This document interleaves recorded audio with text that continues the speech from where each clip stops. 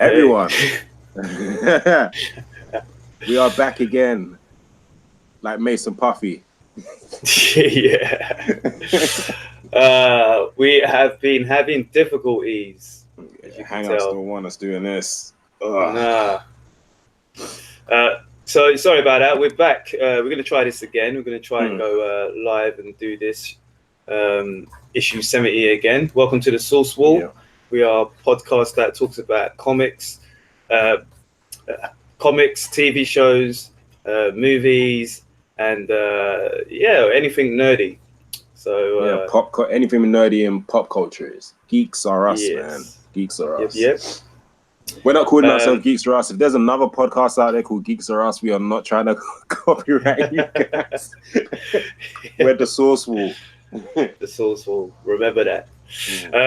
Let's get this crack to it before we get into a bit of trouble with the Tinternet. So first bit of the news, we're going to start off with the news. First bit is a possible Deadpool in Phase 5. Yeah. Did you see that? Did you I saw that catch that? I saw that on. I'm giving them a shout because I like them. Nerdist. Nerdist, right? Yeah, that's where I saw it. Yeah, they were talking about not possible.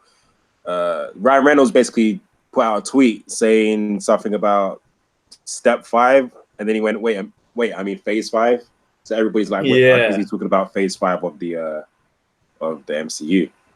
Yeah, he tweeted investigation ahead. So basically, it's 5 years since the first leak footage. That's it. Of Deadpool. The leak-anniversary. Leak-anniversary, yeah. Which was actually good. I remember seeing that, and I was like, "Boy, this looks wicked. This looks bad." But yeah, it's the 5-year anniversary, and he says he tweeted investigation ahead into year 5, or as I call it, Phase 5. The point is, I love conspiracy yarn. Hashtag leak-anniversary. So I think they'll definitely be in Phase 5 somehow. Yeah, it's funny because I was going to say Kevin Hart. Kevin Feige.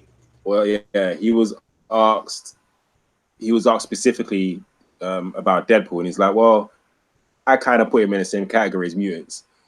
So it makes me wonder, is he going to bring them with, I don't want to say X-Men, but is he going to bring Deadpool with mutants?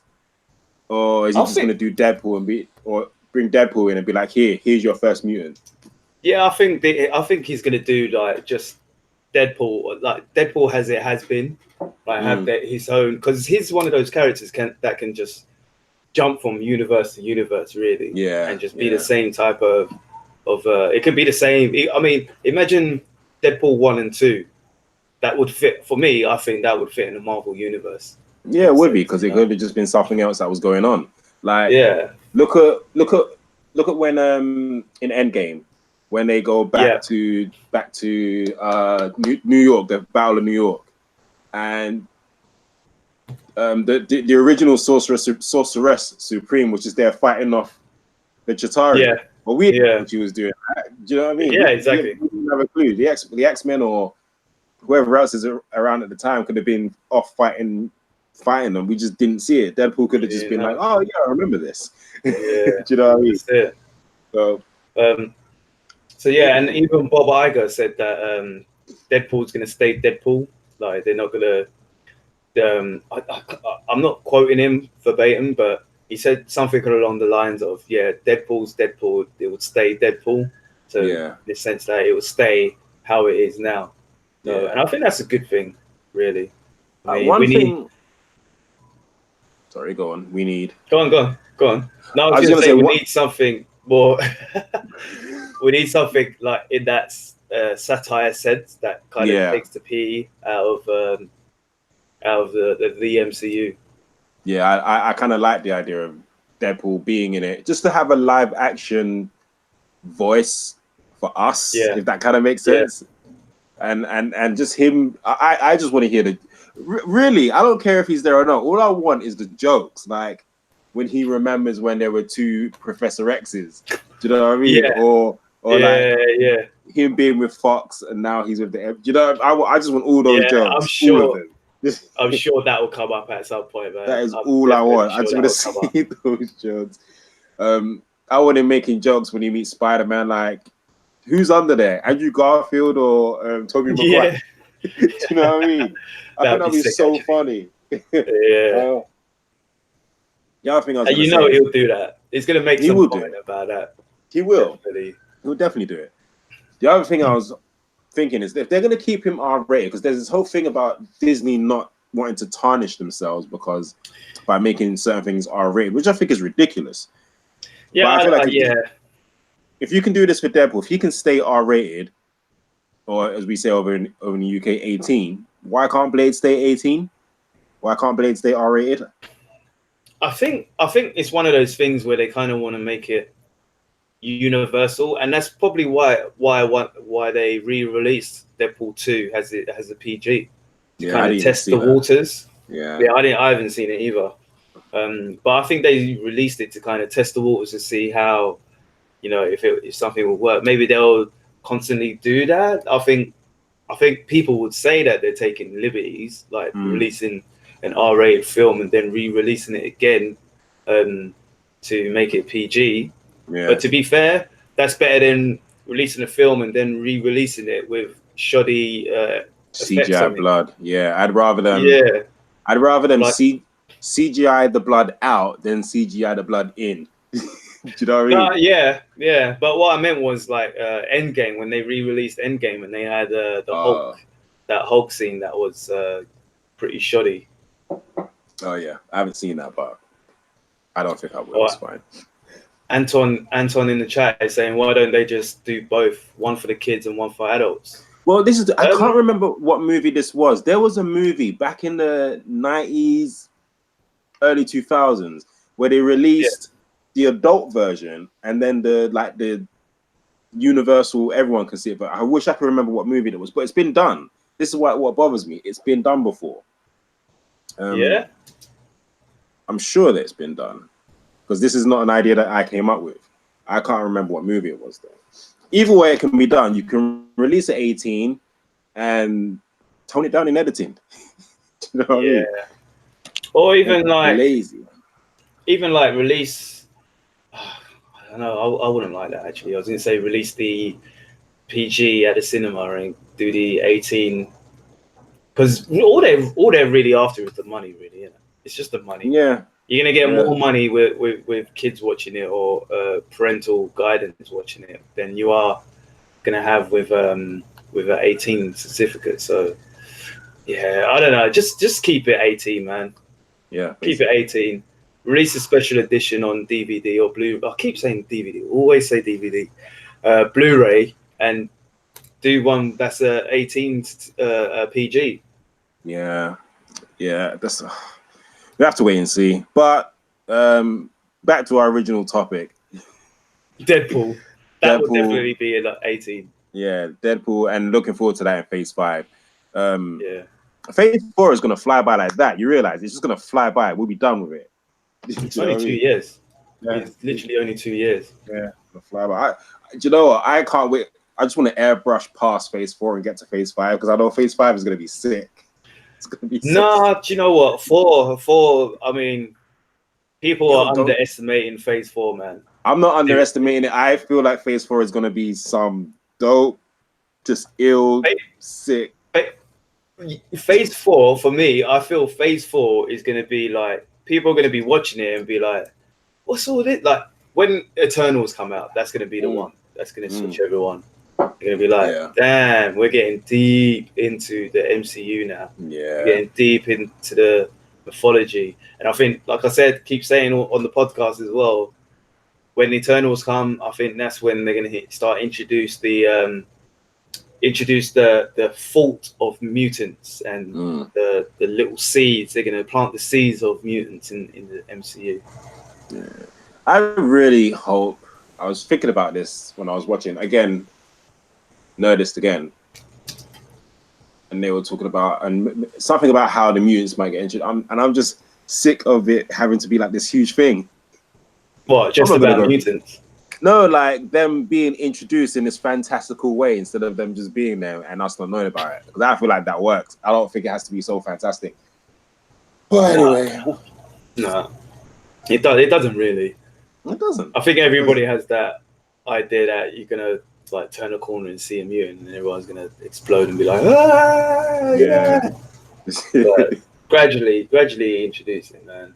Yeah, it could be like look at Spider-Man. They could introduce a character in one of the movies, just right in as if that character's been there for time, and be like, hey, that's Stacy over there. She's the weird girl, right? Yeah, she's weird. She never likes to be around anyone. And then we could find out the reason she doesn't like being around anyone is because she's got powers, but she's trying to hide it. Yeah. Done. Like, that's it. It doesn't need to be fantastic because they're not like out in the open. It could just be a thing where they're hiding, and X-Men are out there doing their thing with their secret identities, and Xavier's mind wiping people. Jean is mind. Oh, it's easy. It's so easy. Anyway, whatever. I should work for Marvel. Yeah. No, so I would take this knowledge. I would take this knowledge to DC, and I would make them money. I'm telling you. Oh, mate, DC's something else, man. Yeah. Anyway, what's next? If only. Next is your favorite director for Venom 2. Why are they making this movie? Apparently, they have 3 candidates for directing the new Venom movie. They've got Andy Serkis, Travis Knight, and Rupert White. Apparently, they've all, according to Variety, they've all met with Sony Pictures Entertainment. If you don't know, Andy Serkis is the guy that's doing the whole mocap 3D thing with the Planet of the Apes and Spiegel. Was it Spiegel, or was it the other one? Smeagol. Oh, Smeagol, yeah. Yes. Smeagol. Golem. Say Golem. Golem, that's it. Golem, yeah. Oh, Spiegel was his. He wasn't a troll, was he? He was. Nah. I know who you're talking about. The little guy from Game of Thrones, not Game of Thrones. The little guy from House of Lord of the Rings. My days, Lord of the Rings. Lord of the Rings. Lord of the Rings. That guy. Yeah. Precious. He was also in Black Panther, obviously. And Travis Knight apparently is best known for he directed the Bumblebee movie. And the Starship is calling you. The Enterprise is calling you. Yeah. He directed the Bumblebee movie. One good thing about that, I haven't actually seen the Bumblebee movie, but I have seen the first 5 minutes of the Bumblebee movie. So I was thinking, what? Bumblebee's got a movie, but I was thinking of Bumblebee from DC Comics. I was like, what movie is this? No. All right, yeah, sorry, Transformers. Bumblebee. I'm with it. Yeah. The first 5 minutes. Well, yeah, I mean, Sean, who's in the chat, he's seen it. But I saw, like I said, I saw the first 5 minutes, and that is a Transformer. That's supposed to be the Transformers movie. Yeah. That bit at Cybertron. Oh man. But I'll watch the rest of it one day. But yeah, I'll probably watch it one day. It'll be one of those days where I got nothing else on. Yeah. And Rupert White is best known for directing Rise of the Planet of the Apes, which was a decent film. Yeah, which one was that? The second one? That is the second one, yes. Yeah, that was all right as well. They're all pretty good. Yeah, they're all good. Yeah. I just don't care for Venom. I mean, I love Venom, the character. Like, come on. But I just mean Sony's Venom. I don't care. And I watched it for the first one. I watched it for the first time about a month ago, maybe a bit less. What, Venom? Yeah, Venom. Yeah. And that movie was just straight whack. Like, come on, cuz this movie was like, it was like when I was watching X-Men Apocalypse. I was waiting for something to happen. Yeah. And nothing was happening. I'm like, come on, cuz, let's do something already. Do you know what I mean? Yeah. And nothing was happening. Then the end fight. I didn't even realize that was the end fight until the movie ended. It was over. I was like, that was it. The movie was so whack. Yeah, they were. I have to say they were really proud. They were really proud of that motorcycle scene, that motorcycle chase. They were proud of that. It was all in the trailers. It was probably one of the longest scenes in the movie. Yeah, I mean, yeah, sugar honey iced tea all over, man. Yeah, it wasn't a great film, man. I mean, I don't know what to Dare I say it was a bad movie. Yeah. But anyway, they're making the second one. Andy Serkis could be directing it. Who would you prefer? Who would you? No, you saw it as well. So I saw it on Sky, and it wasn't even at my own house. So none of my money went to that.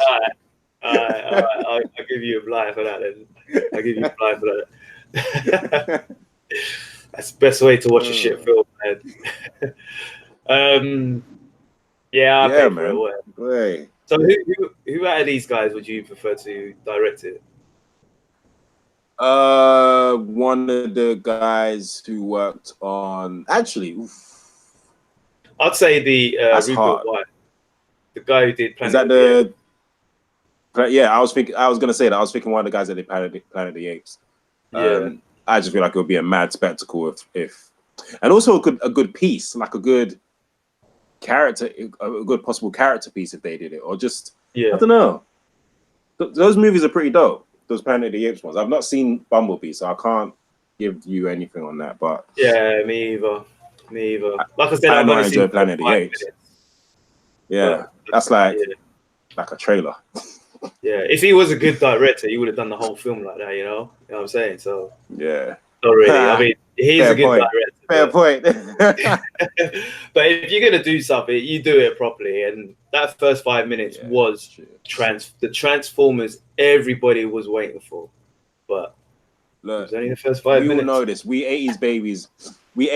We know this. So let's teach the rest of them. If you want to watch a good Transformers movie, watch the original 80s animated movie, and that's all the Transformers movie you need. The soundtrack is sick. The characters are sick. Yeah. The movie was just dope. It's a sick Bar week, Granada week, mini bar.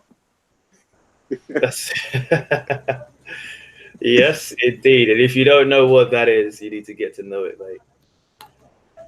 So, on another note, on the next bit of news, AMC. Have you ever actually read Farmhand? No.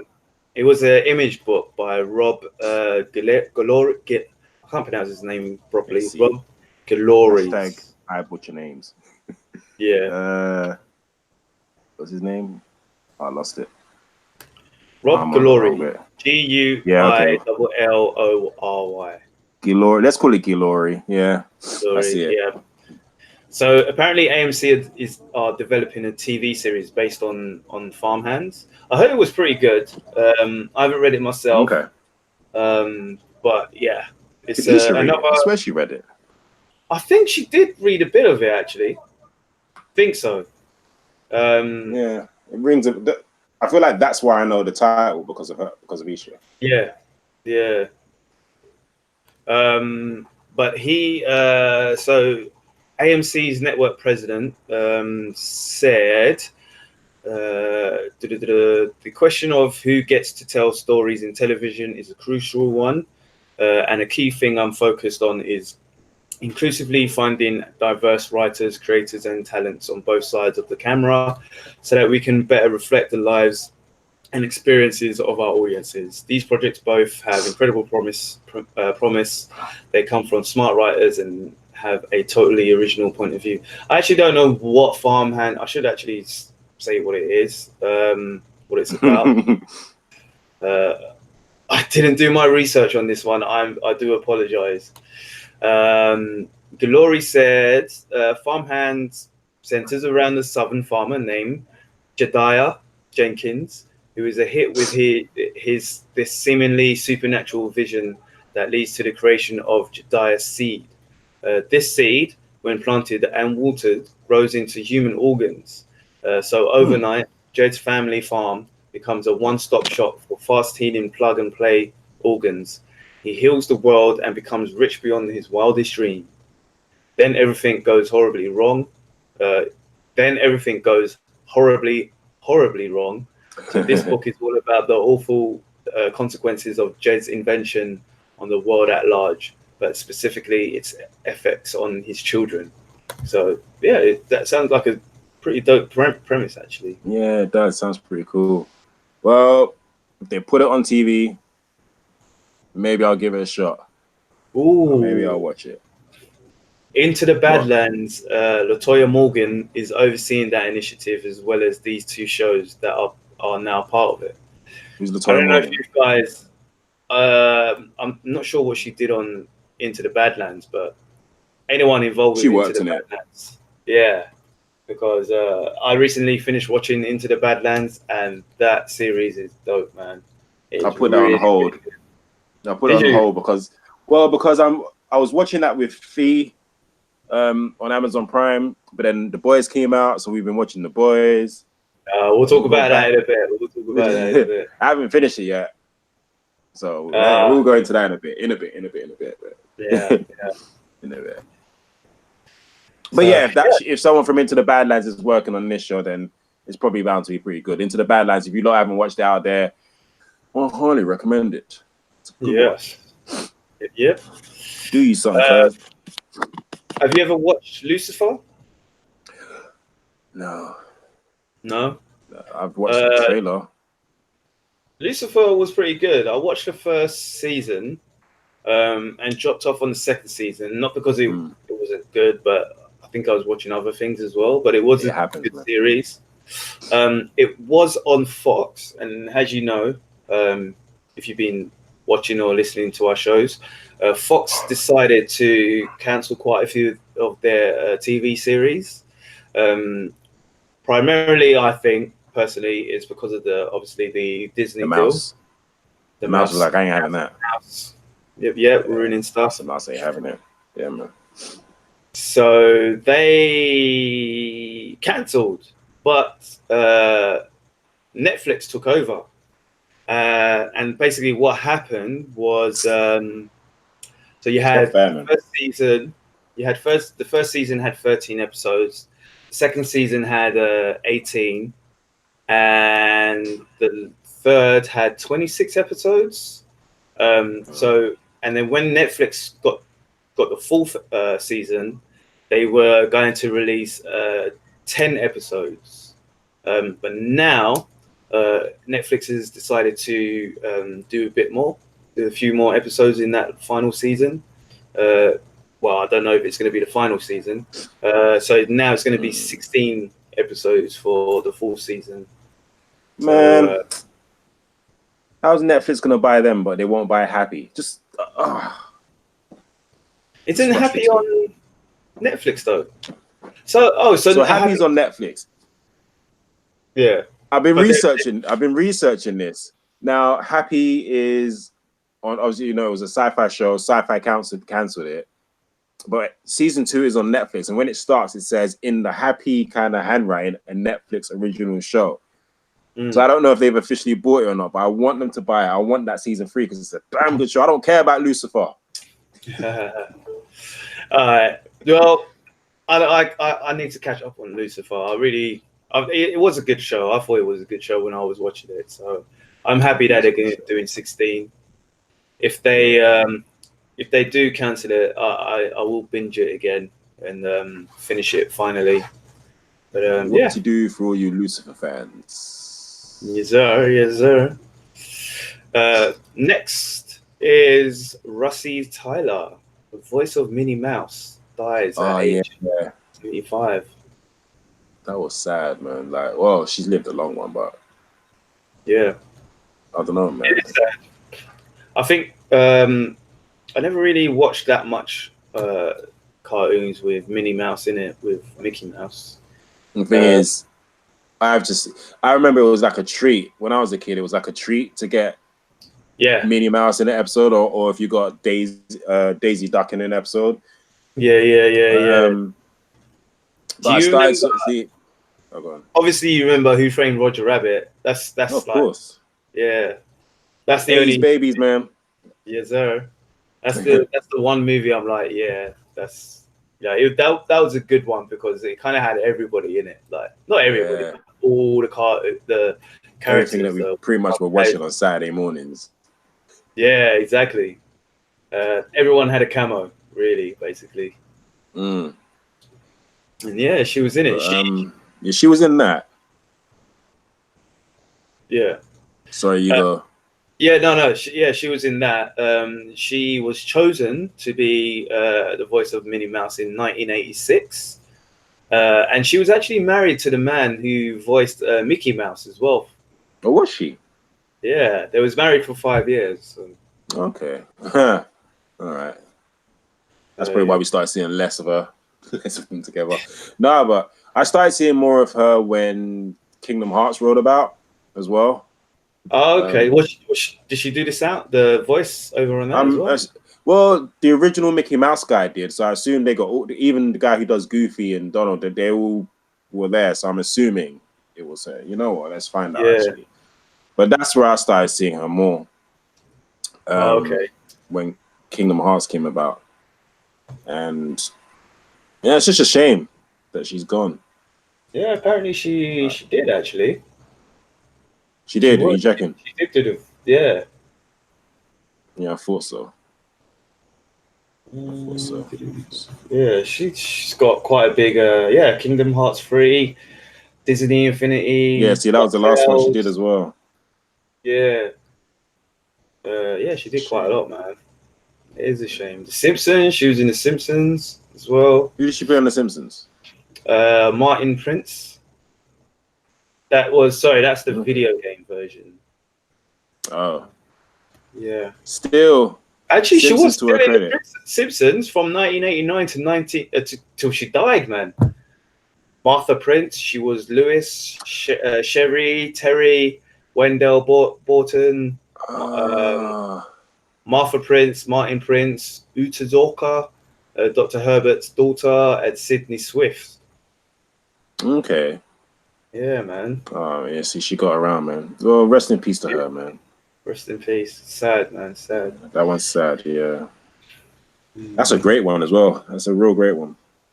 Yeah. Yeah, it was her. Minnie Mouse, Kingdom Hearts. Yeah. Go watch some Minnie Mouse cartoons, people. Reminisce. Speaking of reminiscing, did you watch the Gemini Man trailer? Not the latest one, I don't think. I've watched trailers. I have no idea if I've watched the latest Gemini Man trailer, but there's only one trailer. Yeah, is there only one trailer? Yeah. I've watched it then.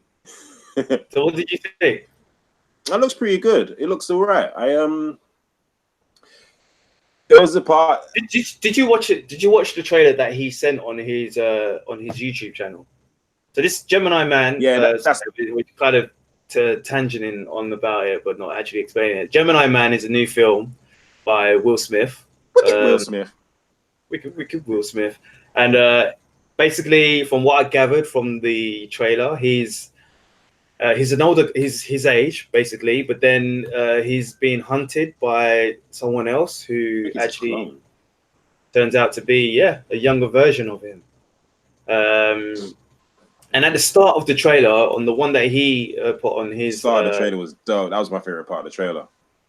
Yeah, when it kind of shows him like 20 years ago. Yeah, Fresh Prince, basically. The Fresh Prince is like, yo, when you get older, I want you to make a movie called... But I love his acting. I forget how good an actor he is sometimes, because his demeanor completely switched. Like, he was like unsure of himself, kind of... That's what I mean.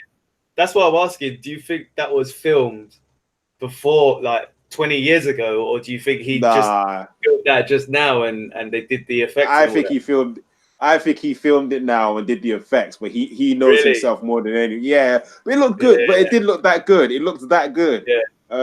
And just his body language in the beginning of that trailer where he's talking to the camera, it was sick. Yeah, it was good. Like Will Smith nowadays, he's so sure of himself and he knows what he's doing, but that portrayal of himself when he was younger, it was so good. I actually really want to see Gemini Man, just to see him as a younger, unsure self playing against his I'm sure. I think that movie's gonna be sick. Me personally, I want to see it. There's one thing I don't, because again on that same trailer, it kind of showed the behind the scenes as well, and I did notice that one shot where where you see the car, and the younger guy is gone on the moped on the scrambler bike. Oh yeah. And he kind of does the wheelie and throws it at him, and it goes over the car. I did notice they showed that scene quite a lot, and I'm hoping that isn't like the main scene of the film. The main scene, like the Venom and the bike. Yeah, exactly that. I hope that's a big boy scene, man. You know when they're proud of a scene, it's all up in the trailer, like it's Puff Daddy in the videos, boy. Exactly. But yeah, the film looked good. If you guys haven't seen it, man, check it out, definitely. Yeah, Source Wall approved. As in the trailer is Source Wall approved anyway, not necessarily the movie until we see the movie. But you know, go give it a look. At least check out the trailer. The trailer looks dope. Check it on Will Smith's YouTube page though, because I think it's better to get the experience from that trailer instead of watching it on like those other movie trailer channels. Go on Will Smith's channel. I actually follow his channel. It's actually a fun channel as well. I like, you know me, I like Will Smith. Yeah. But yeah. Antoine's saying it's basically Metal Gear but without the robots. I guess so. Big Boss. Yeah. Solid Snake. Yeah. If he comes out, if Will Smith as Big Boss is there, and then Snake is there, and if a third clone comes out, I'm gonna be like, damn, it's Liquid. Do you know what? I wouldn't be surprised, man. I wouldn't be surprised. That would be sick. Yeah, man. It's Liquid. Or if he has to go like against an army of himself, those would be like the Genome Soldiers from Metal Gear Solid. Well, that's the thing. I think that's what they was implying, wasn't it? In the trailer. That's what I gathered. It was like they kind of, it's kind of like you know, they did it because he's like the super soldier kind of thing. He's the best at what he does kind of thing. Yeah, I was just gonna say clearly this guy is Wolverine. Yeah. I was gonna say clearly this guy is Wolverine, and they have to keep cloning him because how many clones? Yeah. How many big Wolverines are there out there, man? Come on. Yeah. So clearly this guy. We got a couple more, mate. Yeah. It is directed by Ang Lee as well. So let's hope it's. Let's hope it's a better part of Ang Lee's movie rather than like the Incredible Hulk, like he did the Hulk. Ooh, God, I forgot about that. Yeah. Yeah. But which Hulk did he do? He did the one where Hulk looked Chinese, right? Or excuse me, East Asian, right? He did the one where not with Edward Norton, with Eric Banner, whatever his name is. Yeah, Eric Banner, that one. Yeah. That movie was whack. Oh. Yeah. All right, fair enough. Yeah. So the less said about that movie, the better. Yeah. Yeah. Let's hope it's. I do hope it's a good film, man. I hope it's not one of those that kind of got because he was in a recent film as well, Aladdin, as well, wasn't he? Yeah, but I haven't seen that. Yeah, a lot of the times when people are in two films in the same year, it's like, you know, one of them is good and the other one's a bit like subpar because they're, you know, being busy. I feel or like whatever. the one that they're enjoying more is the one that's going to get the best of them. If that makes sense. But what do you mean? So like, if he was enjoying shooting Gemini Man, yeah. If he was enjoying shooting Gemini Man, he's gonna put his all into Gemini Man. If he was just having an okay time doing a Genie, then he'll, you know, do you get what I mean? He'll give his best performance in the one that he's enjoying more. Yeah, yeah. So but you know, let's wait and see. I've got not high hopes. I think this looks like a good movie. I want to see it. Yeah, I do as well. Wait and see. Well, if you guys want to see it, if you're listening, you want to see it as well. It's out on October the 11th, 2019. In the United States, anyway. I'm sure if you're in London, England, you'll get it probably around the same time as well. If you're anywhere else in the world, I don't know.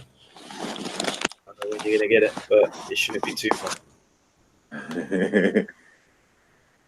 Okay, dokie. Let's get on to some. You'll get it. You'll get it soon. Spawn, some comic book news. There's not really that much news going on this week. Obviously, Comic-Con was the week before, so we're kind of low on news, really. Everyone's chilling. Yeah. Everyone's chilling. But Todd McFarlane is apparently expanding the Spawn universe. I mean, they've already got a few, characters in that universe that have their own books. You got Sam and Twitch, Violator, Jason Wynn. There's quite a few characters that are from the Spawn comics. But Todd McFarlane recently sat down with comicbook.com and had a bit of an interview with them about it, because Spawn is actually on issue 300 soon. So, yeah. Spawn ever rebranded and done like a fresh issue 1, or is it like 300 since its inception? 300 since its inception, I think. I'm pretty sure. Oh, that's good, 300 man. is quite a lot, man. Yeah, that's pretty good, man. All right, cool. Yeah, I guess it's time. Definitely. So he basically he said, I'm going to be expanding the Spawn verse, for lack of a better word. Anyways, right? Because again, togging on 300, you can get to 600. Of course I can, and I've already sort of started mapping it out. But it means I need to pull the lens back, which means the world gets bigger, which means I need to populate it with more relevant characters. But it would be super fun to be able to tie those with some of the stuff that some of the other creative people and my partners have done in the past or could create. So yeah, he looking to expand it and create more characters. One thing that I kind of like about this as well, specifically about Spawn 300, is that it's going to be written by Todd McFarlane and Scott Snyder. With art by Todd. Yeah. With art by McFarlane, Jerome Opian, J. Scott Campbell, Jason Sean Alexander, and obviously Greg Capullo. So, yeah. Dope. I knew you were going to go there. And you went there, people. That's sick. I like that. So, that. Definitely. All right. I might just cop issue 300 just for the hell of it. Yeah, exactly. I think I'm gonna go down that road as well. Yeah. So man. Why not? Yes. I've actually been meaning to get the last issue of The Walking Dead. I just haven't done it yet because it's the last issue. Well, if you can find it anymore, I'm sure you can. It'll be gone now. It's probably gone. Yeah, I'll probably find it on eBay for 20 quid. Yeah, I did pick up my issue.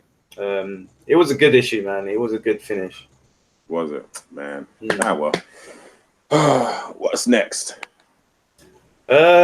Reviews. Let's see what we've been doing this past week. Okay, Hangouts. You don't like me and I don't like you. I'm going to try and review a comic book so we can get through this smoothly and then you can shut down afterwards when I don't need you. Cool, Hangouts? All right. You go first. All right, I'll go first. Okay, what have I been reading? I've read the history of the Marvel Universe. I want to spoil a review because I doubt I'll read it, and my bro says it's pretty good, and you were saying it's good, and I want to know what this is a biz out. Okay, so basically, it's right. It starts off right at the end of time, literally right at the end. The only two living beings ever, or in that time, is Galactus, obviously, and another one. Oh damn! Who else? Oh, have a guess. Wolverine Phoenix. No. I give up. Franklin Richards. Wait, Cosmic Ghost Rider. Of course. All right. I was thinking to Inside the Box. All right, go on. So it's just basically Galactus and Franklin. It's the end of time, And basically Franklin's like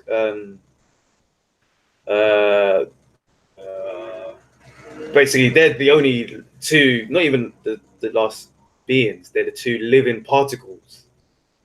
So and just before the universe dies, Franklin's like, do you know what?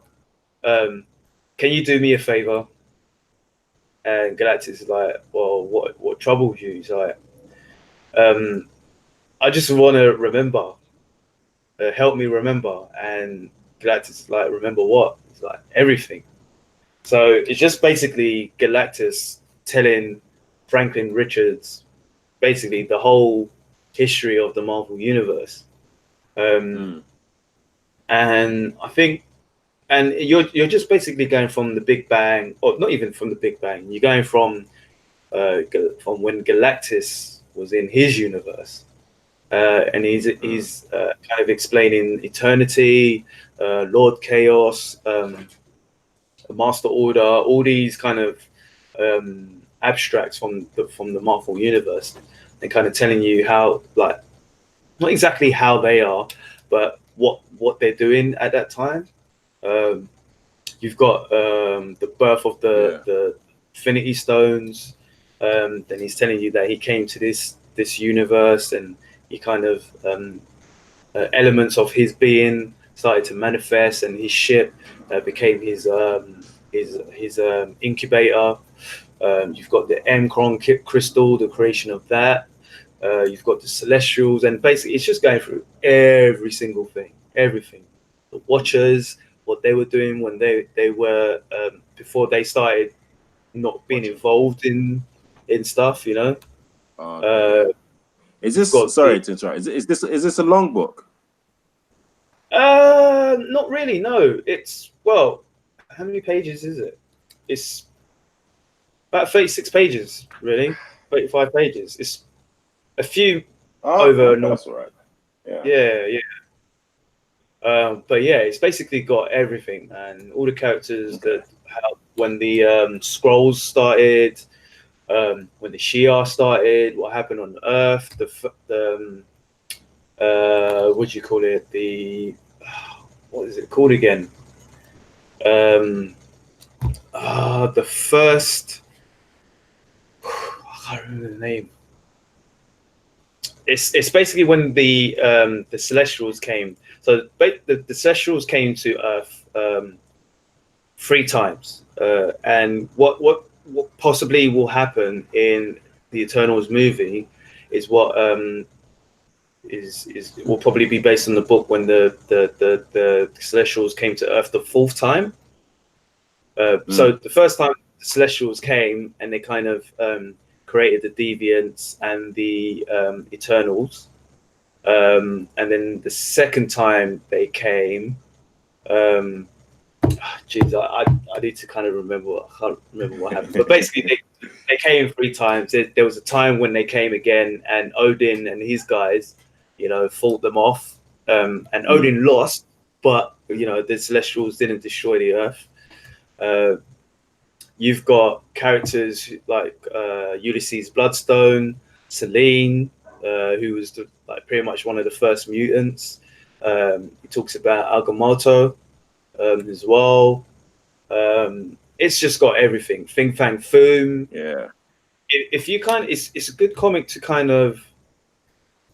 It's got characters that not everybody, even if you've been reading for years, the Marvel comics. Yeah.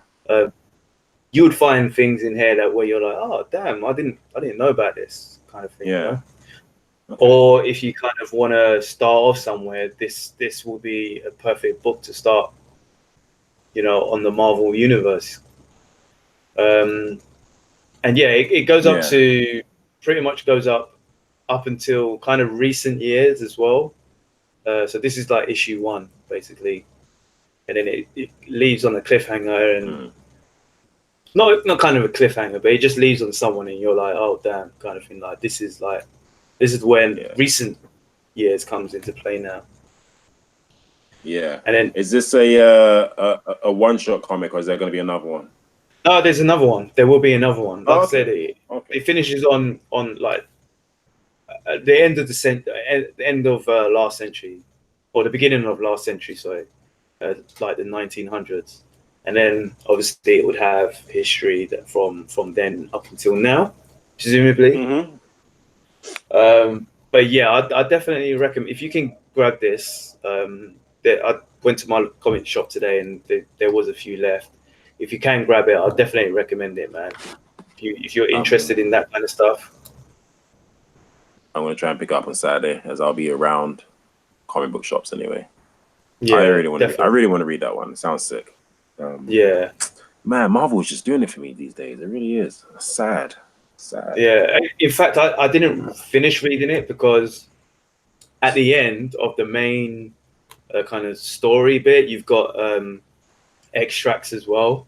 So you got a few things in different boxes, and it's just kind of going into a bit more detail about certain aspects of the universe and certain characters and certain things that was happening. And it even gives you like references. So, like for instance, here it says you got the Shiar Empire, you got Lalandra, and it says what started as a single avian race billions of years ago would be shaped by the secret and enigmatic fraternity of raptors into the most powerful and largest empire in the known universe.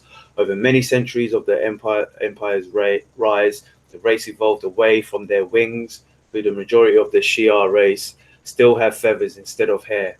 The age of the Shiar Empire is confirmed in Avengers issue 378 from 1994. Infinity Countdown, Dark Hawk issue 3, 2018, and Uncanny XMen issue 478, 2016. So you can pretty much find like references. Maybe you might be interested in I don't know, the Deviants, the Eternals, and reference of what to read on that as well. So I think I won't be putting this in my long box, in my short box. I think this is one that I'm going to keep aside and just keep it as reference. You know, so yeah, it is a good deep book. I wish I would when you guys were talking about it before, but I had no money at all. I actually bought a few extra comics that. Yeah, go on.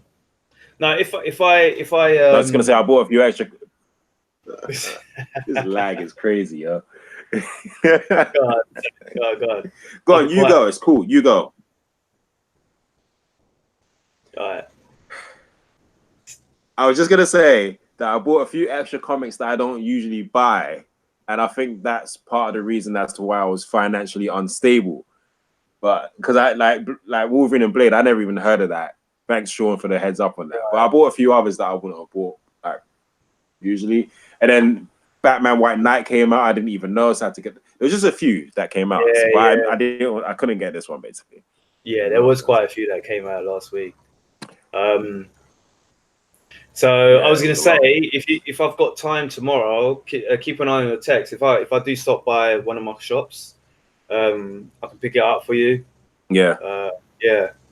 Don't even ask me, just get it. Don't ask me, just get it. And all right, cool. Yeah, buy it.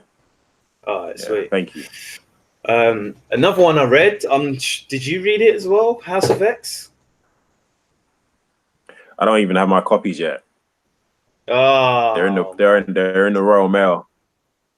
Jesus. I was hoping that they would get here before. Yeah, I know you keep saying it, man. I was hoping that they would get here before. I might have to invest in that company, man. I'm telling you. Yeah. I have to. Well, how was it? Excellent. It was excellent. It was a good. Okay, so I'll start off with the bad. The bad is we was reading Uncanny XMen. We read before Uncanny. We had Astonishing XMen.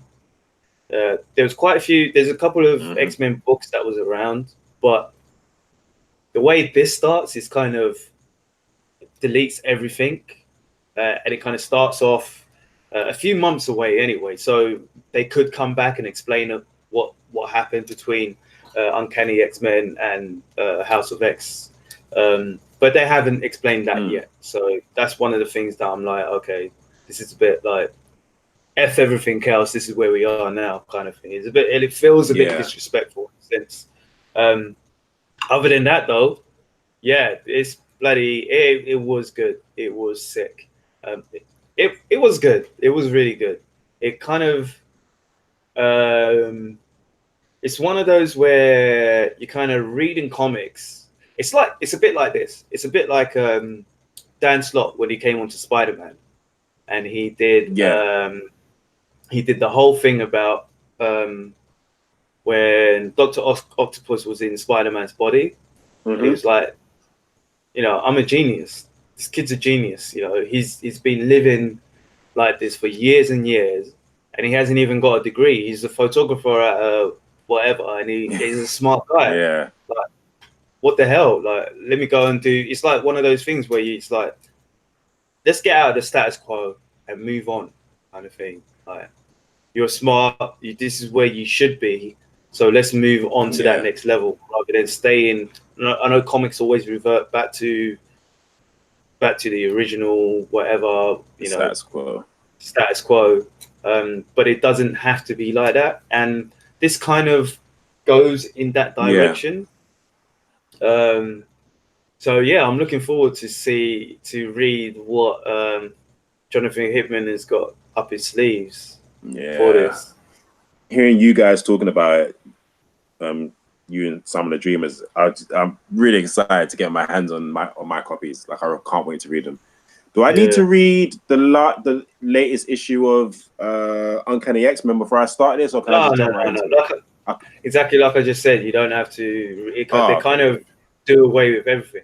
Like, even if you haven't read X-Men for a long time, like years and years, this is one of those books where you can just pop in and then start reading, because there's no basis of where there's nothing you needed to read before, basically.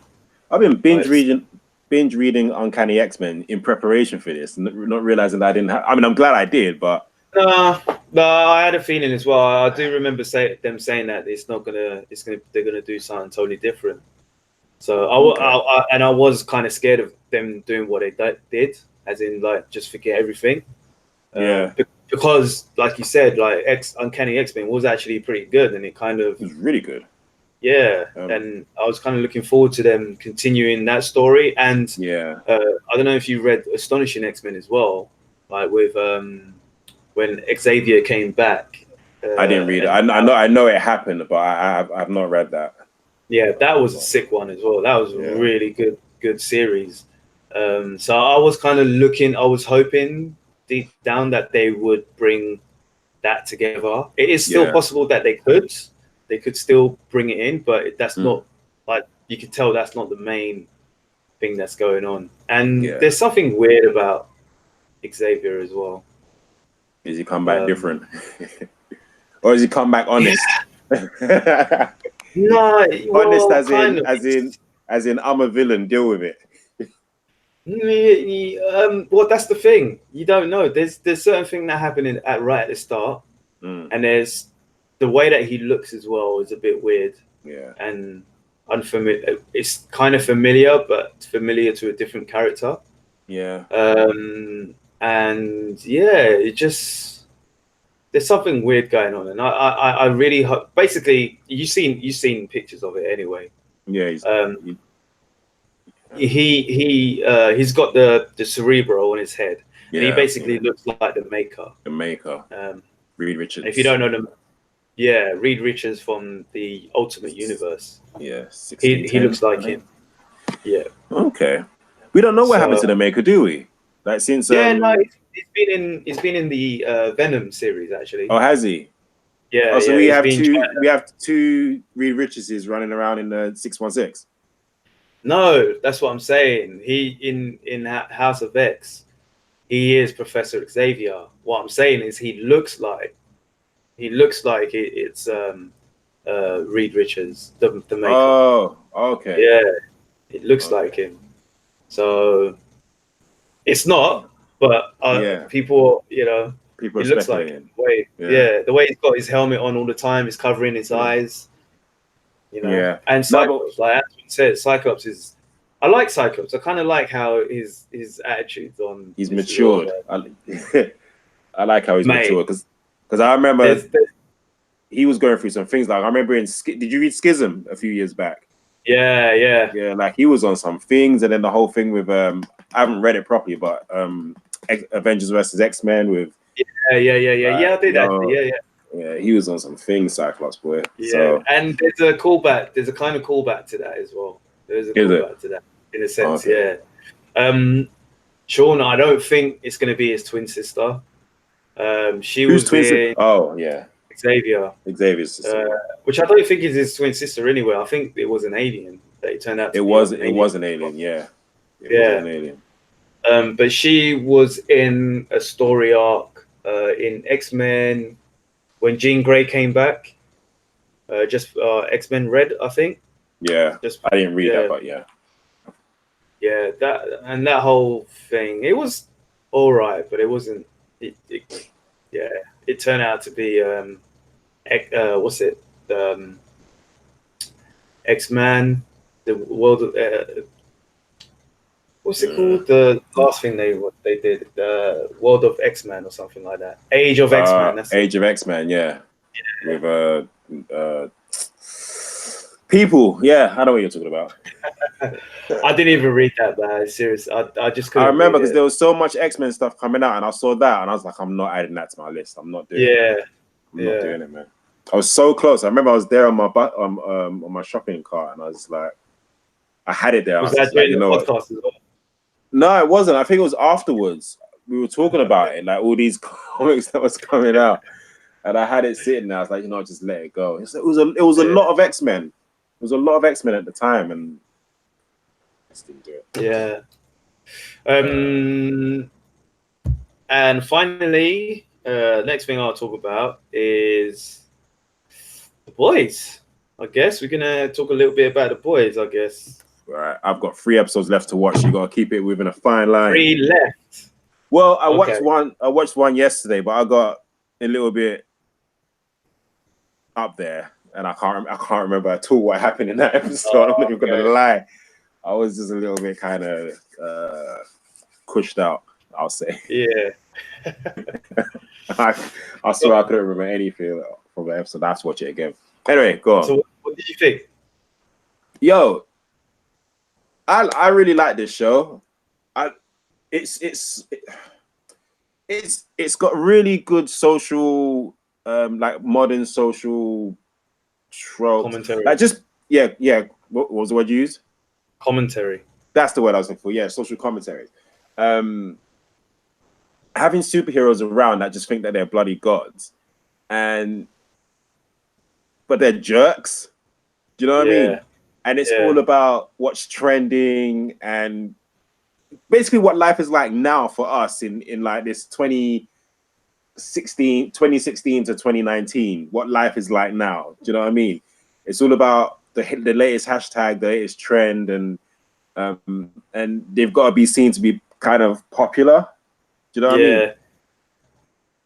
I mean? And there was other little commentaries. I wish I could remember specific episodes, but there's this like real life stuff in this show.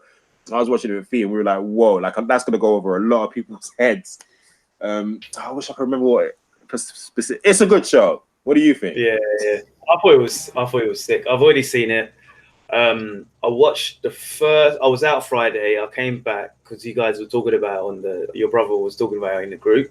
I watched the first episode. I had a bit of alcohol in me, so I couldn't watch it properly. Yeah. Woke up Saturday. Basically, Saturday was at the moment I'm doing my kitchen. So my mission for that weekend was to empty out the kitchen and get it prepared so it can get done. And I had to go to a drink up, my friend's pre-wedding drinks at about 5 o'clock. I think I woke up at 10 o'clock, watched the first episode again, and I was like, Damn, watched the second episode. Yeah. And then next thing I knew, I was on the 4th, the 5th, the 6th. And yeah, I just watched all of it that day, man. Yeah. It's and dope. yeah, it's you didn't so get good. nothing done then. No, I pretty much did it, man. I had to transfer from my TV onto my iPad and stick a little speaker on it, put it in the shower, and listen. Oh, watch you it. joker! Yeah, man. Hey, this series, man. This series was sick. It was good. And I watched the first 2 episodes again as well, but I have to stop because I need to watch it with Danielle. Yeah. So yeah, it is sick. It is. I love the whole thing with them trying to get. I'm not, trying to spoil it for those who haven't watched it yet, but just trying to get superheroes in the army and the military as well in other countries. Let's face it. I mean, we've seen that in comic books and movies as well before. Anyway, like we've seen that with. Not really. We don't. Not fully, but like. Let me think of something. Like, I mean, that's what they did with. Was it Doomsday? Was it Doomsday Clock? They did that. Yeah, Doomsday Clock. Yeah, Doomsday Clock. Yeah, those some of the bless you. Some of the like Russian superheroes and some of the they've not even finished that part. We've not even finished that part of the storyline. But yeah, we've seen it in part. But this is the first where we've seen them actually really go into it. Yeah. And it kind of makes sense. Well, yeah, it would, because if like I like it when they were having a conversation when she was having a conversation.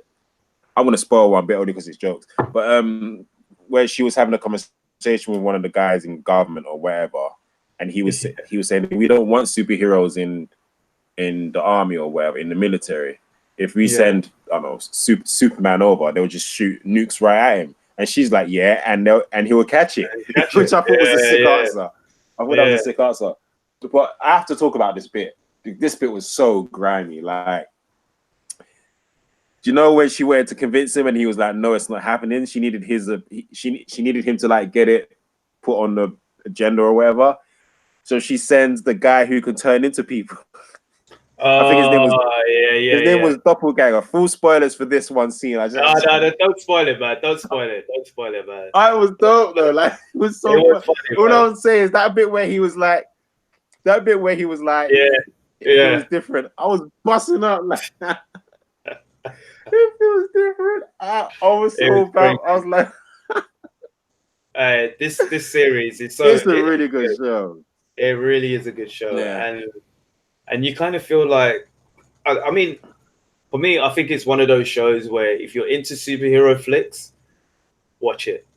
If you're tired and definitely sick and tired of watching all this superhero stuff that's all about and that, watch it because I think it's for both. It is for both. Watch it with kids.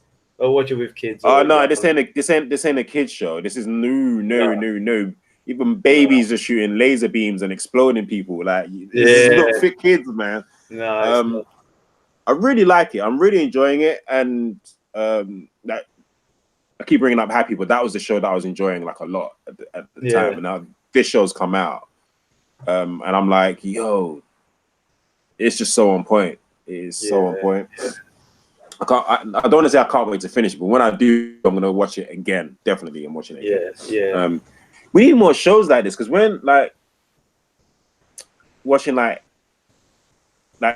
Batwoman's on its way out, and I don't think I'm gonna watch it because I just know it's gonna be that same angsty crap. That I don't know. I'm gonna wait until it actually comes out and. But not just that. I don't want to pick on just that. I just mean the ones that are made to be on for 20 something episodes a year. So they have to fill it out with and I'm like, this is 8 episodes and it's beautiful. But that's the thing. That's what I'm saying. I know you guys, some of you guys in the chat as well, you know who you are. You guys ain't on the Titans or the Doom Patrol. I like Titans. I just haven't got around to Doom Patrol yet. Let me tell you something. Doom Patrol is good as well, man. And Swamp Thing is pretty dope as well. Like these shows that only have a few episodes, like they've spent that time to actually develop their characters as well, and you definitely like it, man. I'm telling you, Doom Patrol, you would definitely like. Do you know? Having said that, I haven't got anything. I won't have anything to watch after I'm done with The Boys, so I'll probably jump on. No. After The Boys, when I'm done with that, Oh, I said okay. I'll watch it again, but I think I should jump on Doom Patrol actually because it's give it a try, overdue. man, honestly. Long overdue. Yeah. No. The Boys is a great show. I remember the first trailer, and I was trying to find this trailer the other day because I wanted it to confirm something with me. Because my original take on it, unless I miswatched the trailers, that there was this group of superheroes, and they were just jerks. And then there was these, and they were like watching a trailer about these Vought superheroes, and then you see the boys on their sofa, and it was like, well, you know, F them. Do you know what I mean? Yeah. Oh, that's the teaser I remember. I was trying to find it because I was thinking, I swear they were dressed up as superheroes as well. I couldn't remember. But I've been trying to find that trailer, but I can't find it. Actually, I feel like that was a good trailer. Sorry? Yeah, that was a good trailer. I need to. Yeah, it was. But I want to try and find that, and it might answer some questions. I mean, I'll find out in 3 episodes time. But yo, I already can't wait for season 2. I really can't. Well, once you finish watching season 1, you definitely won't be able to wait for season 2. Oh man! Speaking of things you can't wait to do, how was Batman: Curse of the White Knight? I'm gonna have to do one of my in-depth reviews that I'll record and send to you guys. But Batman White Knight is really complex. Like even last year's one. Yeah. So, No, I mean White Knight in general. They're really complex books. But Curse of the White Knight issue 1 started off really well. It's got a bit that I won't tell you about for now. I'm not going to go too heavy in the spoilers, but when it gets to the main timeline of it, it's basically the Joker breaking out of breaking out of prison, but he's got the Warden's help. Sorry, not prison, Arkham Asylum. But he's got the Warden's help. So the Warden takes him back to the old part of Arkham where Joker's old cell was. And so that the Joker can get something.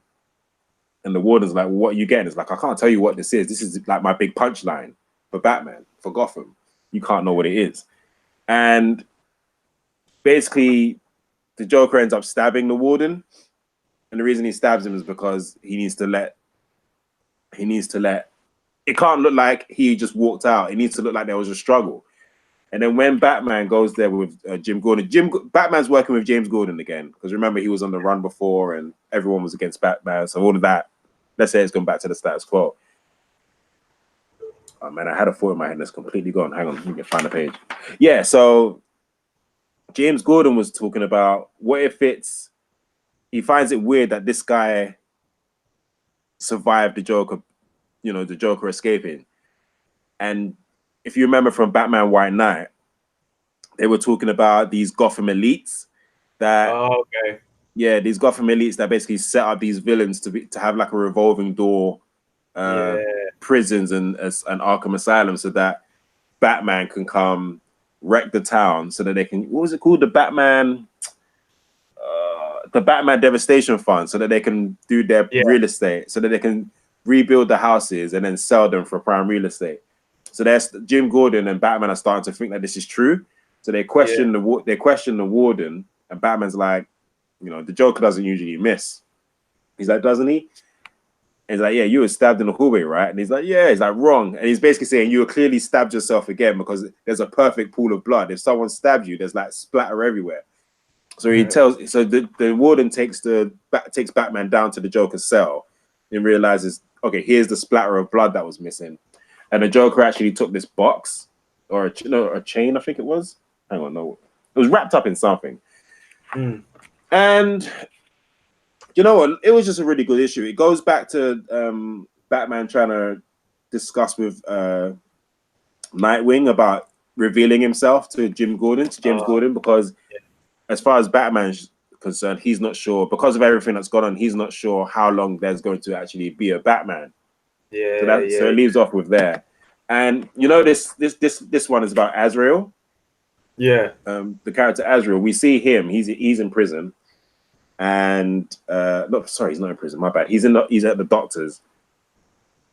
And he finds out he's got cancer, and he's got like basically with chemo, he's got like a year to live. And he's working at this church. He spends a lot of his time at this church, and he's cleaning it. And then the Joker shows up, and he basically says, he shows up with like this sword, and he says, "This is for you. This is like your destiny. You have this sword," and he drops it in fire, and the Joker calls him Azrael. Oh.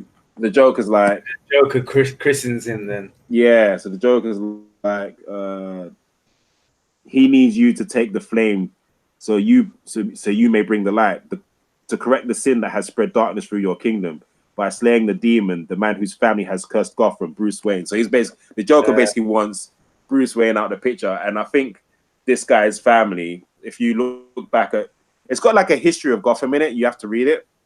Yeah. And I'll do a proper in-depth review about it if I get a chance. But I think this guy's from like, his family is from like wealth back in the day, and it seems like the Waynes kind of shafted him out of that wealth. Yeah. So obviously Jack Napier, or the Joker, whichever one you want to call him, he knows about this. He's like, no, you go get your wealth back and take down Bruce Wayne, and he dubs him Azrael. And it was just a really fun read. But like I said, it's very complex. You need to really be paying attention, not be on your phone. Just read the comic. And you need to know.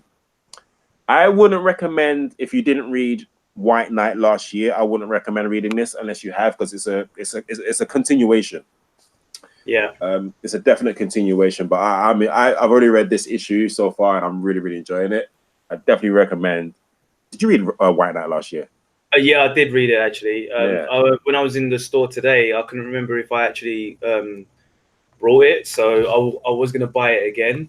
Yeah, but I need to double check whether I brought it. I haven't read it yet, obviously. But yeah, I need to.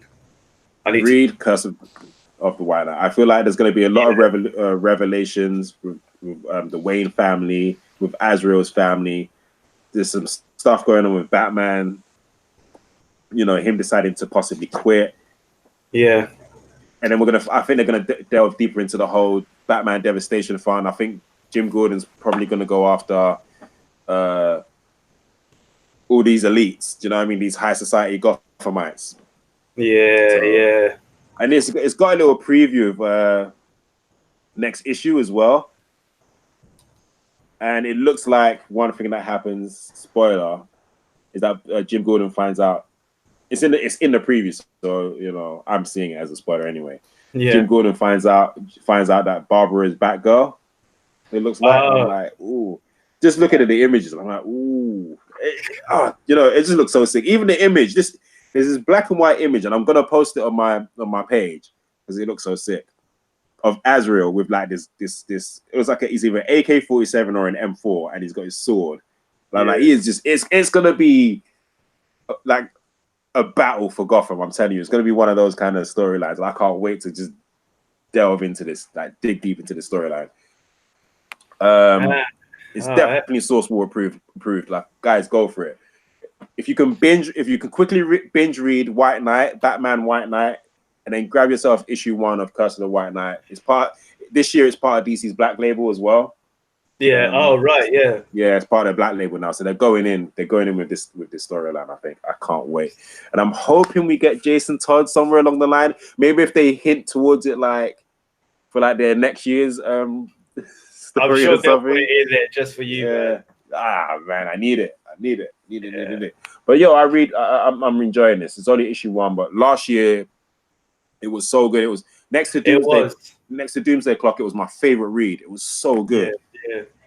What's his name? Something Murphy. Sean Murphy. He writes it, and he does the art as well. And his artwork, he's got this really cool gritty style. And he's clearly a fan of like Michael Keaton Batman and Bruce Timm's Batman. So if you like that, read this comic. You will love it. Seriously. That's my review. Nice. That was a good review, man. Thank you. It helps when I have the book with me instead of be like, Exactly. But yeah. No, thank you. So, speaking of other comics, we're going to get into our final segment, and that's our comics pull list. Yeah. So, I'm excited about this pull list. Yeah, this is what we kind of recommend for this week, Wednesday. If you don't know, Wednesday is the day that comics come out. So it's Wednesday night now, so you probably would have your comics at the moment. But if you're late in the day or late in the week, we recommend you to pick up a couple more, and this is our list. So, like I said, House of X was really great this week that I read. Can't wait to read that. And if you're reading House of X, you definitely need to read Powers of 10, because this is a companion book. It picks up straight after House of X, but the story is a little bit different. You look like you want to say so. Can I just say real quick, thank you, Antoine. Thank you, Slim, for setting that reading order, so I know which ones to read first, because those are helpful. So I didn't want to just get Powers of 10 and then House of X. Where am I? So thank you for that. So yeah, Powers of 10, issue 1 by Jonathan Hickman and R.B. Silver, from Marvel Comics. Fear the Future. Superstar writer Jonathan Hickman, who did Infinity, New Avengers, and Fantastic Four, continues his revolutionary new direction for the X-Men. Intertwining with House of X, Powers of 10 reveals the secret past, present, and future of mutant kind, changing the way you look at every changing the way you look at every X-Men story before and after. You do not want to miss the next seminal moment in the history of the X-Men. So yeah, I did read it today before starting. It was good.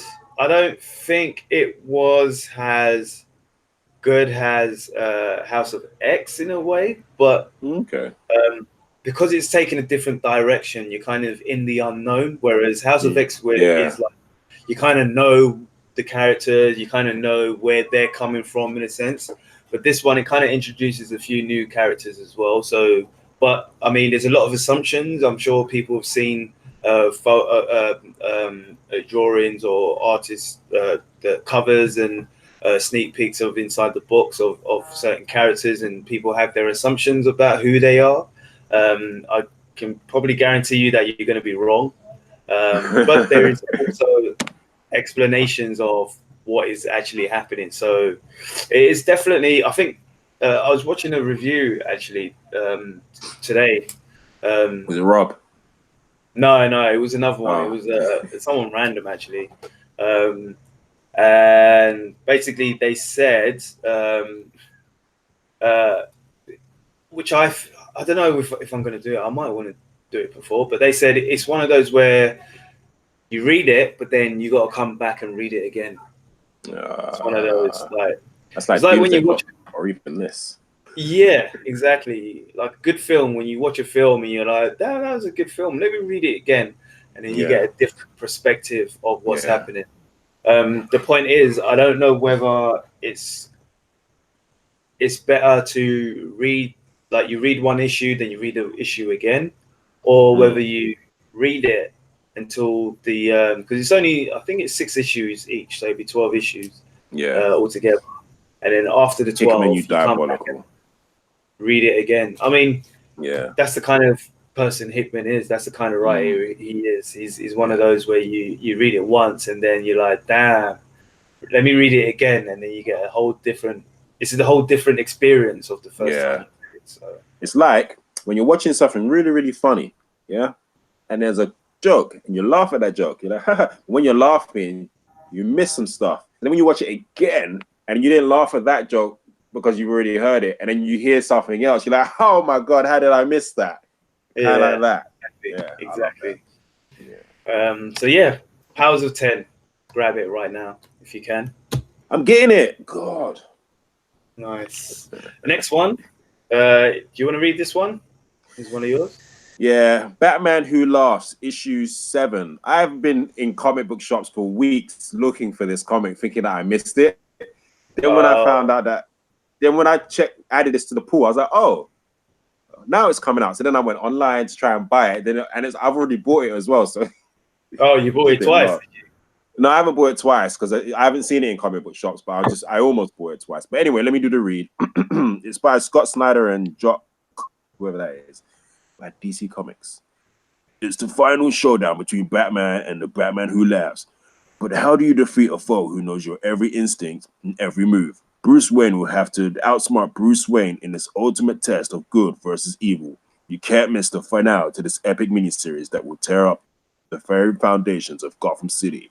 Batman Who Laughs, issue 7. Nice. Get it. Get it. I can't wait for this. It's the final issue in the book as well. It's been a really, really good, fun read, and I dropped it for a bit, as in I was still buying it, but no, I actually completely dropped it. I bought like the first 3 issues, and then I had to go back and quickly buy them again because I forgot that I was collecting it. But it's a lot of fun, and just seeing Bruce Wayne struggle to deal with this Joker toxin that's actually turning him into. Because you can look at it like the Batman Who Laughs is in this, but he's blatantly turning into the Batman Who Laughs. So it's like for one of them. Right. And then there's people like Alfred trying to get him to hold on to his sanity. Yeah. And he's like, no, I need to go full Batman Who Laughs, otherwise I'm not gonna be able to save God. It's really, really good. Go out and get it. It's a fun read, man. If you're interested. Plus, Scott Snyder's dope. Yeah, he had a good Batman run, so go get that, man. What's next? Next one is Death's Head, issue 1, by Tina Howard, Kai Zama, and Nick Roach. Rising stars Tina Howard and Kai Zama take on Marvel UK's hottest character, Death's Head, in a new miniseries. When a job goes wrong, intergalactic mech Merc, Death's Head, wakes up half assembled at a punk show, and if the crowd full of deodorant ensuing use wasn't enough, the Young Avengers show up. Well, half of them anyway. Hulkling and Wiccan face down the best freelance peacekeeping agent in the universe. So, Death's Head, I've not actually read much of Death's Head. I've actually not read any of Death's Head, but I do remember seeing him on a Marvel Legends figure. Really? And was it a Marvel Legends? It's come up as the yeah, it was Marvel Legends. I still haven't got it actually. I do need to. Oh, this character. Yeah. Yeah. So yeah, and actually a quick one about the figure. His arm actually fixed on Apocalypse as well. So does it? Oh, sick! Yeah, it's very sick. That would mean you'll get one of those. To buy just for the arm. Yeah. They just tossed the figure aside. Oh man. So yeah, I'm interested in Death's Head, so that's why I put it on the list, and hopefully I can read it and probably give you a review about it, tell you how I like it or if I don't like it. He just kind of reminds me, after reading that, he kind of reminds me of a Lobo, but not like a jokey kind of Lobo. Yeah. In the sense that he's a mech merc. Yeah. Bounty hunter. Bounty. Lobo's a dope character. Yeah. I want this figure now. Oh, he's in. All right, that sounds cool. He's in Krypton at the moment as well. Lobo. Oh, is he? Yeah. What the sci-fi TV show? Yeah.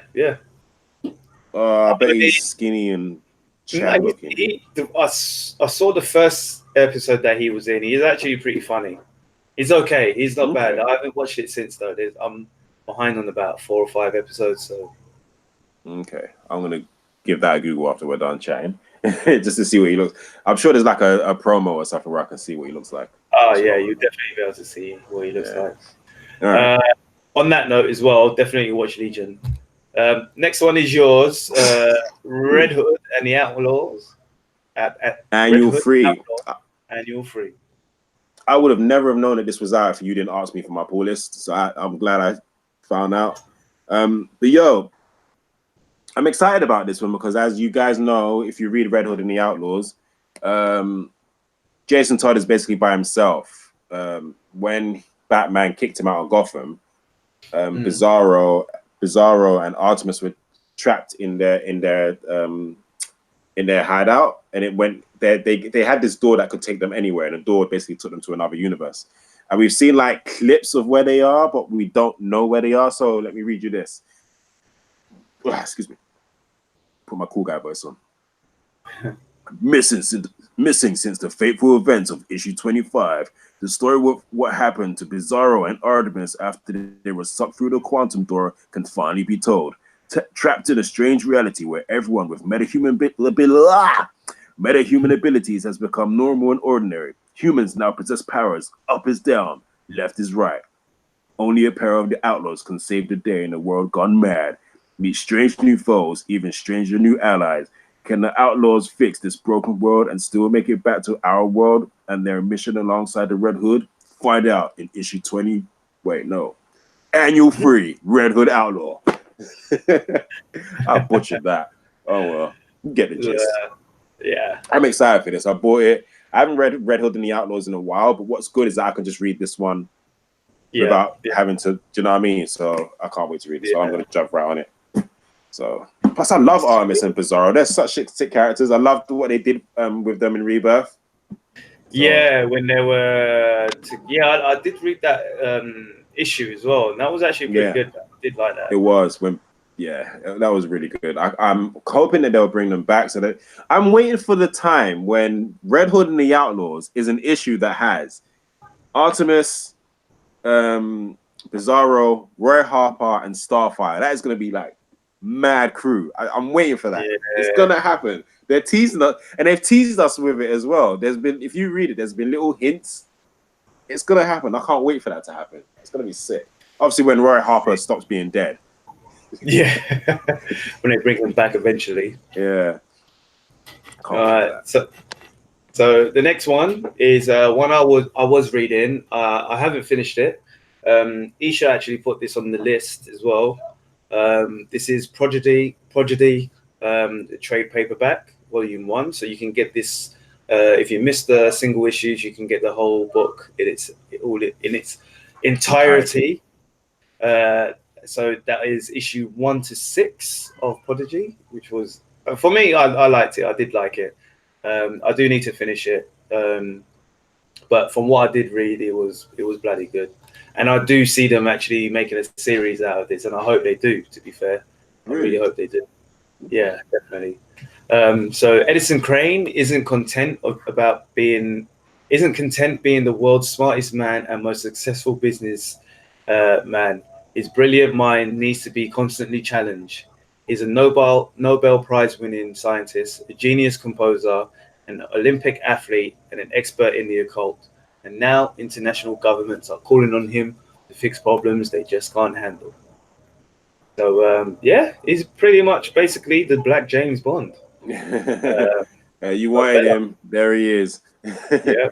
Okay, and I do see Idris Elba playing this character. How sick would it be if they announced that they were going to do this show and get Idris Elba to start? The people would go nuts. Yeah, it will be. It will be crazy. You get all the streams, man. All the streamings. Yep. But that's our pool list, people. Unless there's more. No, that's our pool list, and that's our show as well. Oh man, guys. Had some time, made some laughs. That's not how it goes. Whatever, I was doing Krusty the Clown. Killed some time, had some laughs. That's how it went. Oh, well, I'll butcher that as well. No, it was fun. A bit of a mishap at the beginning with the streaming and all that shizzle. Yeah, sorry about that, guys. Yeah, next week, I need to figure out how we're going to do this. I've not had time to do some tests, but I will try and put some aside this weekend and see what we can come up with. So sweet. If anything, if we're not live, we will still record, and I'll still put it up on YouTube, and still put it up on the podcast software as well, so you can listen to us and see us, or just listen to us on YouTube. Yeah. But yeah, we'll figure that out. Don't worry, we'll still be here around 7:30ish next week. Of course. And yeah, I mean, if you like this, then go back and watch all our others. Don't forget to share. Don't forget to like it. Don't forget to subscribe. Yeah, please do all of that. Do all of that. And we have stuff that you can wear, which we call merch, in these 2018, 2019 lingo, merch. It's short for merchandise. We sell t-shirts, vests, and I think phone covers. I have no idea if the phone covers are good, but you buy them, keep them, and let us know how they are. But even if they're bad. We haven't got the phone covers yet, just so you know. Oh, do we not? Well, we got t-shirts. We've got t-shirts with phrases on them. We've got fist bump t-shirts and sandwiches or whatever. Go to teespring.com/dasourcewall. Dasourcewall. Yeah. And if you use code SOURCE20, all right? SOURCE20. DaSource20. Yeah, you can get a little bit of a discount. So go do that and give us money so that we can have a studio and we can add sound effects and all other kinds of crazy stuff on this show. We'll be bleeping and blopping. So yeah, please do that. And while you're at it, don't forget to bring a sandwich. And with that being said, love and peace. Peace out, everybody.